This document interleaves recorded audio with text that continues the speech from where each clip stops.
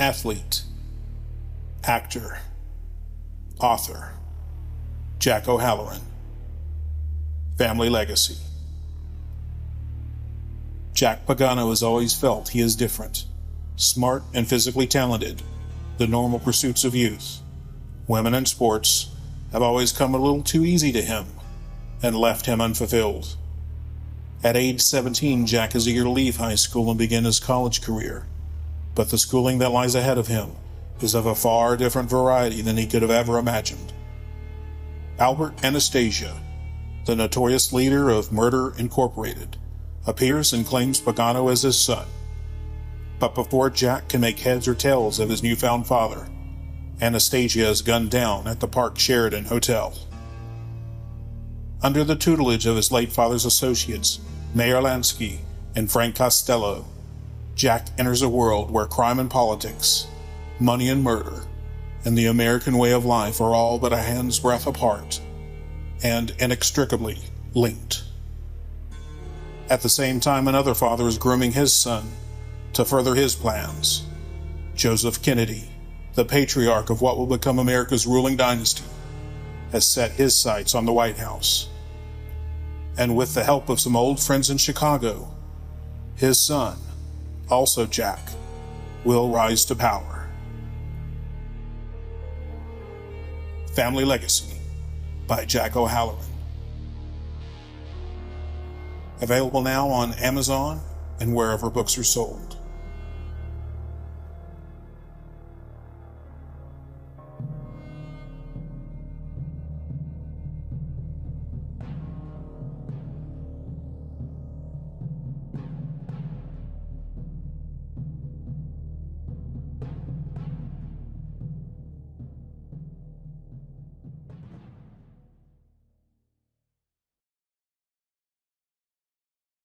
Good afternoon, world friends, family. I'm Samus Debbie Thurston, and welcome to the But Moments of God. And today I can truly say this is truly a but moment of God. Here with me, can you believe this? I have Hollywood royalty. Jack O'Halloran. You may know him from Superman 1, Superman 2, and he's acted with Robert Mitchum, oh Lord, Texas Ranger, Walker Texas Ranger, Chuck Norris. You know, the thing is, can you just tell them, because it's so much for me to remember. And if you hear this man's story, he was a former boxer. He's friends with Muhammad Ali. And of course, my favorite singer, Barbra Streisand. Oh my God. Please, please tell the world who you are. Yeah, it's amazing. My career started, I actually was a football player. And I was supposed to play with the New York Jets. And then I wanted to get down to Philadelphia, and they sold the team to Jerry Wallman. They brought in a terrible coach, and they traded away. And Ali had just won the title, and I told some people in Philly I could beat that guy. And I wound up in a gymnasium, boxing, and I had quite a good career in boxing up till 1975. And when I retired, they called me up. I had an agent in San Diego because I was California heavyweight champion. Mm-hmm. Yes. And I did some commercials, and she said, they're looking for you to do a movie that I think you should not turn down. But I turned down several pictures prior to. And I said, okay. So I went and met the director in New York, and he sent me out to do a screen test with Harry Dean Stanton in California. And Robert Mitchum saw the screen test, and he said, it's either him or I don't do the movie. So I blame my career on Robert Mitchum. Okay. He became a mentor. He was just an amazing individual. Probably one of the most well-read men I ever met in my life. And he became like a father figure. He was great. Right. And he taught me all the technical aspects of acting. Because I had never, I'd done a couple commercials, but I never did a film. Mm-hmm. And I remember the first day we went to work, and he arranged for a car to pick him up and then pick me up and drive down to the set. And I got in the car with him, and he said, "Did you read?" And we went down to the set. Just got ready to do the very first shot. And he said, "Read that script, kid?" I said, "Read it. I cover to cover. I know your role, John Ireland, Howard Dean Stanton." I said, "Yeah." He said, "Good. Throw it in the trash can." I said, "What?" He said, "Don't let me catch you doing what 1,000 people out here come out and do. Try and act. Just be yourself. Right. Take the character, put him in you, and just be you. Just walk down the street like you." Right. That's probably the best advice he ever gave me. And we did the first shot. And we were up on the scene. We did the very first shot, and they started moving stuff around. I said to him, "Wow, man, what's going on?" He said, "You really don't know." I said, "Well, what am I asking?" He said, "That's it, kid." I said, "That's it? That's all there is to this?" I said, "Oh, man, I'm a star." You became an immediate star. And that became the tagline on the film. Oh, okay. So the first day we got done working, and he was done, and I had to do a couple pickup shots. And I'm saying to myself, "Wow, how am I going to get home?" Because we came in the same car, and he can't be standing around waiting. So I went out to the carpool, and there he was standing there smoking a cigarette with the driver. And I said, "Wow, man, I thought you went home already." "Can't go home without the star now, can I?" He was great. He was a trip. And we did King Kong with Jessica Lange and Jeff Bridges and Charlie Grodin. Wow. Great, we had a great cast, a great script. And Jessie, that was her first picture, and you knew she was going to be a star right away. Wow. She had that quality. It's amazing. The film industry is a trip. The camera either loves you or doesn't. Right. That's how simple it is, really, truly. Yes. You know, you could be a very good actor, like take William Holden, was a good actor, but he didn't have a presence. If you could go see a Bill Holden picture and you walk outside and you say, "Boy, he was really good at it." Well, what's that guy's name? But if it was Brando, you say, "Boy, Brando did this and Brando did because that." you always remember his presence. Mitchum did this or Mitchum did that. You know? Right. Gary Cooper, people like that.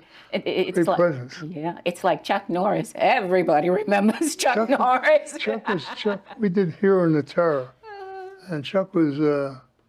I like Chuck. Chuck and I became good friends because he was a martial artist, and I studied studied a thing called Pakwa for a lot of years, and I was good friends with Bruce Lee.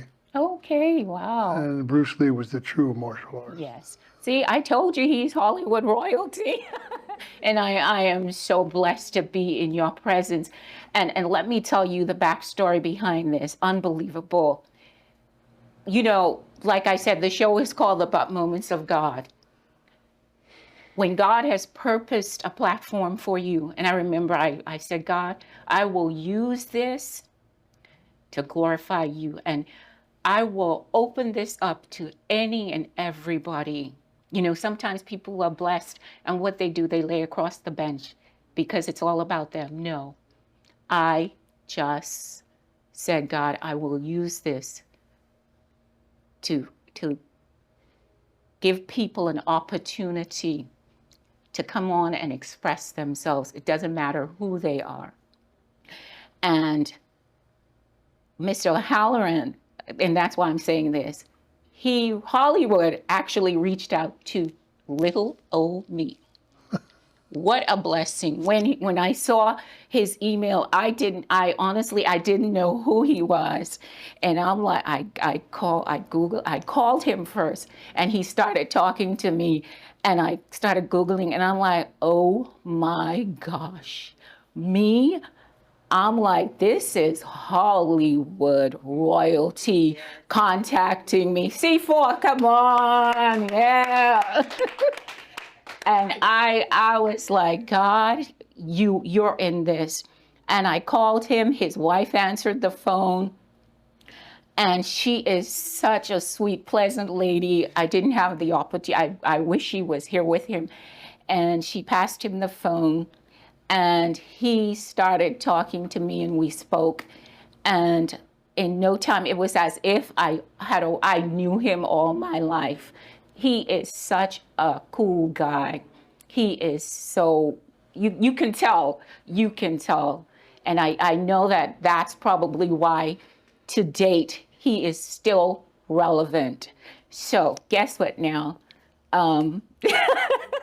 See, he makes me laugh, and right, he is so cool. He is so cool. Mr. O'Halloran, I thank you. I thank you. I admire you in all that you have accomplished to take the time to come and sit down with somebody you don't even know, you've never even heard of me. I mean, with the accolades behind your name, what a humbling experience this is for me today. I am flawed, and I have to say this to my production team.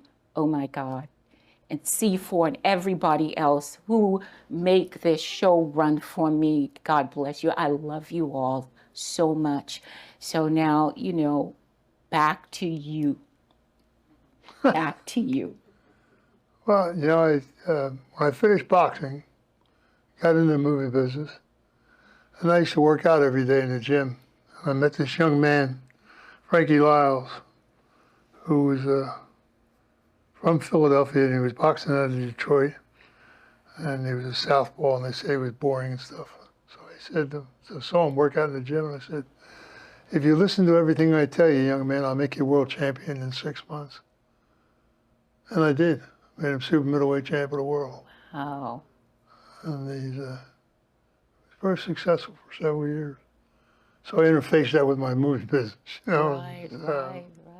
But I've been very fortunate in the film business. I had an opportunity to work with Mitchum and people like Harry Dean Stanton and Anthony Zerbe and Farewell My Lovely and Charlotte Rampling and King Kong with a host of great actors. And of course, Superman we did with Brando, who was an amazing individual. I mean, these are people that when they walk on the set, you can hear a pin drop. Wow. But they had they're class acts because they say hello to everybody. Yes. And then they say goodnight to everybody. Yes. Because being on the film set's like a family. Of course, yes. And you all have to work together to make it work properly. So, working with Jimmy Coburn, and of course Chuck, and ours was a trip. and doing Omar Sharif was such a neat guy, my God. We were having breakfast one morning in New Orleans. We were shooting that film down in New Orleans called The Baltimore Bullet. And he and I were eating breakfast one morning, and the women were outside the restaurant, lined up all the way outside the hotel and down the block. I said to him, wow, man, you got to go through this all the time? He said, you have no idea. Okay, just a super nice man. I guess the ladies liked him. Right. But Coburn was good. I've been very lucky in my career to work with some really super people. Right. Right.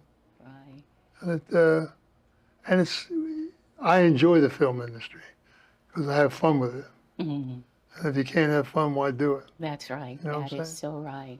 So I wrote a book that we're going to make into a miniseries because I got 2 more books coming out. And we're going to tell the truth about a lot of things at the changes of our country. Right.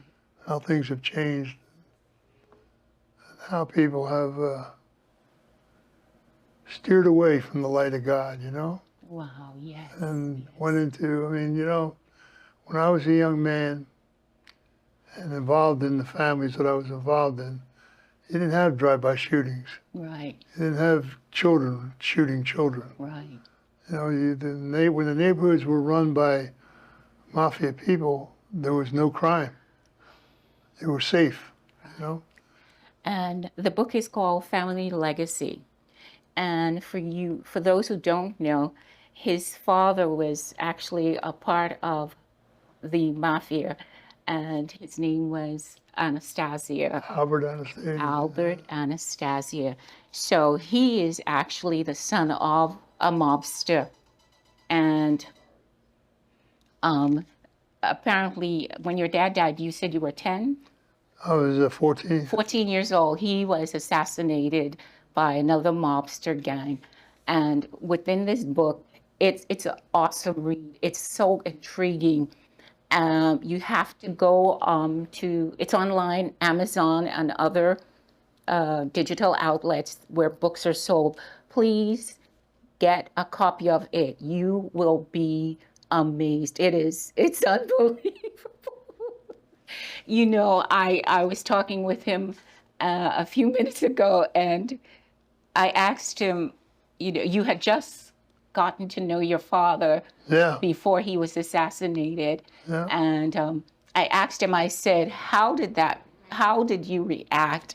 And his answer to me was, well, the person was, he just disappeared. And I'm like, okay, all right, wow, okay. But anyways, He left me 256 pages he put together with a lawyer depicting all the changes were going on. And they assassinated him because he controlled the harbors of the country and he was against the drug business. okay, And they wanted the Vito Genovese wanted the drug business. My father said, not on my watch. And they kept saying to him, but it's only business, Albert. right, And they said, but if we touch it, in fact, in The Godfather, when they went to Brando to get in, he refused, like Albert did. And Brando made a statement that came from my father. My father said, if we touch it, our children will touch it, and it'll be the downfall of the families. And it's been the downfall of the families. right, right. And that is so true, because if we look at how drugs has affected this country, and it's really destroyed just about a nation, from the littlest from the youngest to the eldest. We have such an epidemic of drugs, children on drugs, children selling drugs. It's destroyed families, and it's just so sad what's happening and continues to happening. And the sad thing is, nobody can come up with a solution. Nobody. But like you said a few minutes ago, the solution is if we turn back to God. If we turn back to God, nothing is impossible.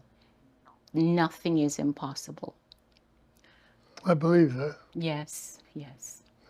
It's just sad that children. It's amazing.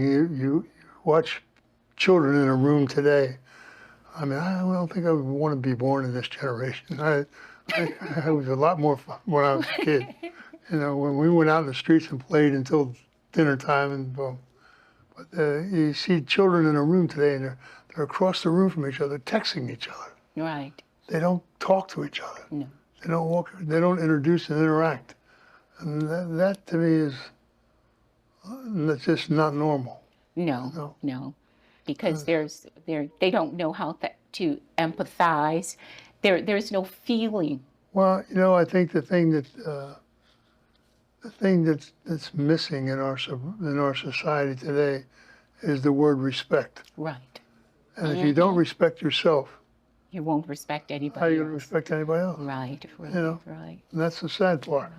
And I know when I was a child, we were taught how to respect our elders, how to respect our own being. You went out and you learned how to work and learn how to survive, and different tools were given to you for interacting with people and stuff. And it's sad that we've lost that. Right, right. Mm-hmm. It's a common denominator that families don't sit down and eat dinner together anymore. No. When I was growing up, if you weren't at the table at 6 o'clock, you were in trouble. Right.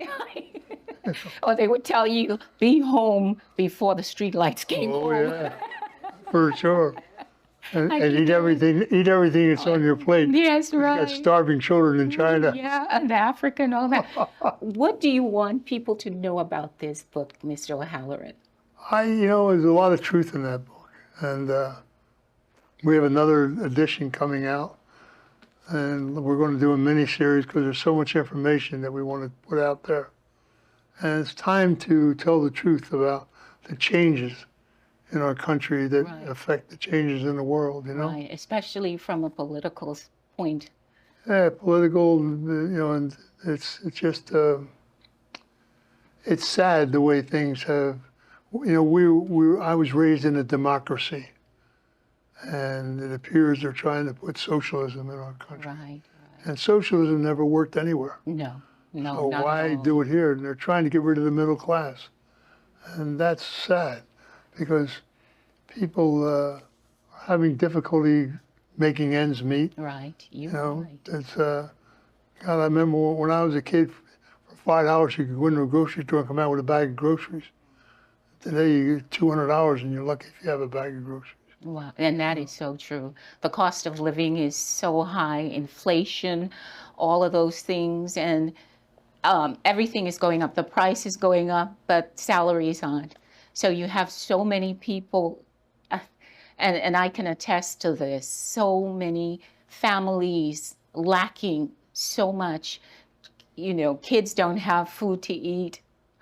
It's a sad, we're in a sad state. We're in a really, really sad state in this country. But again, like you say, what do we do? Yeah, our education system is, you know, when I was a child, the illiteracy, 85% of the children and people in the country were literate. Hmm. You know, today you're lucky if you got 30%. And that is true. You know, they don't teach the same way that they used to teach when I was a kid. And I was raised in Catholic schools. And, you know, I can attest to, we had like 90 pupils and one nun teaching 90 children. But you could hear a pin drop in that room. Of course, yes. Of course, yes. Nobody ever said anything, talked out of the line. But that discipline taught you how to respect certain people.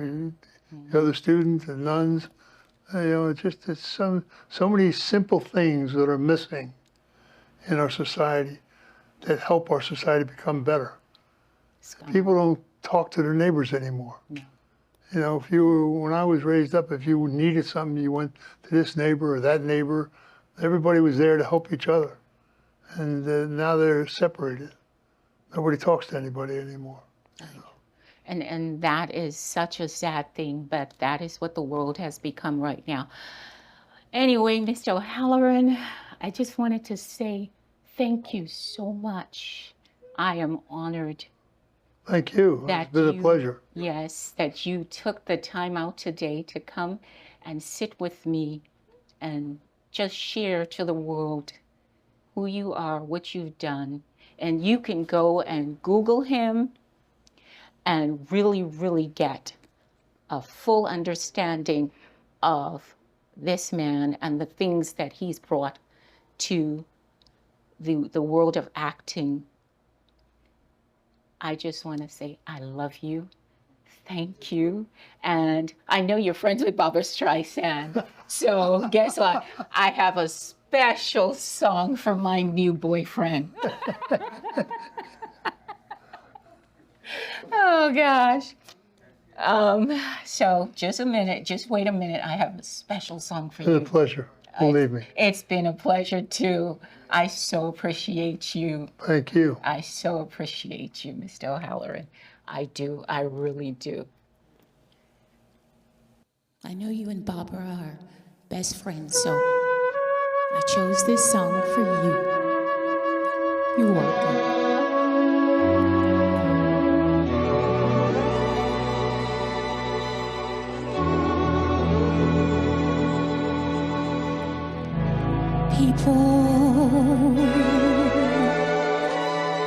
People who need people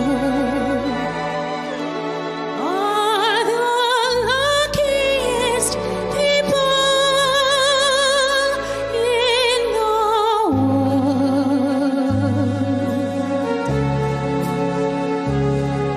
We're children meeting other children, and yet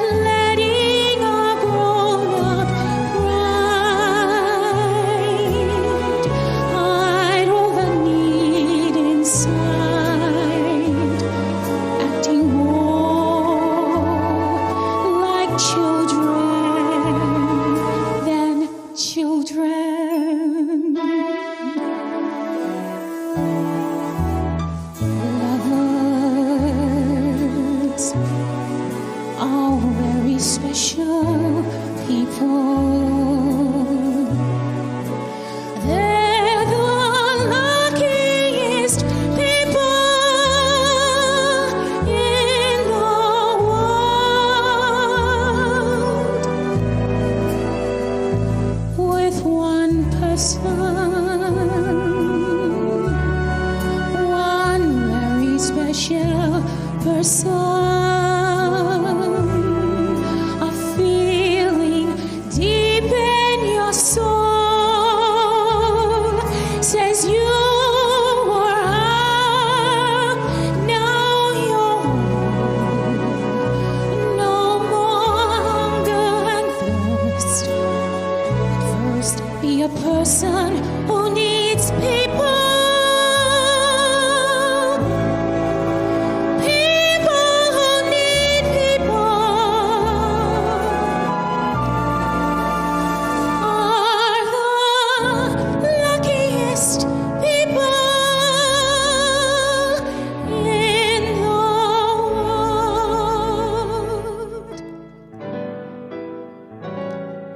With one person,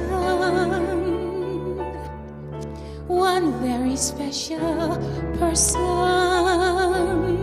a feeling deep in your soul says you were up, now you're whole, no more hunger and thirst, but first be a person who needs people.